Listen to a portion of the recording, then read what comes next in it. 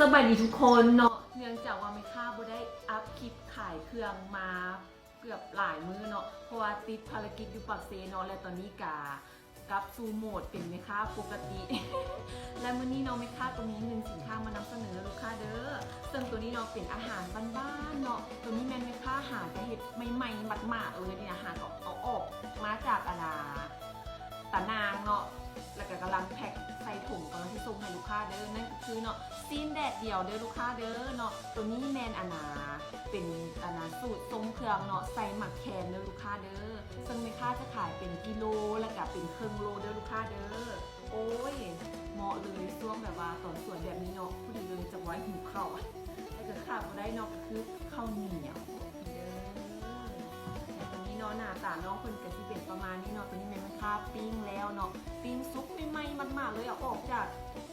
เตาฮ้อนๆเลยนี่นะเด้อเดี๋ยวขออนุญาตกินก่อนเด้อหิวข้าวแห้ง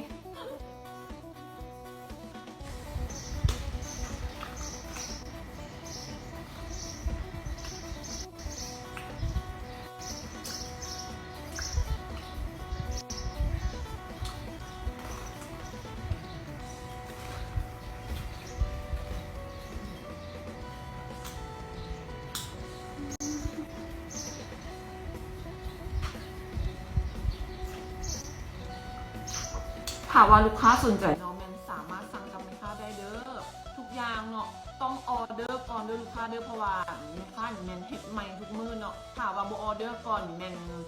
เขาก็จะบ่เฮ็ดไว้อะนะต้องเฮ็ดส่งลูกค้าใหม่ๆตลอดเนาะสั่งมื้อนี้หรือว่า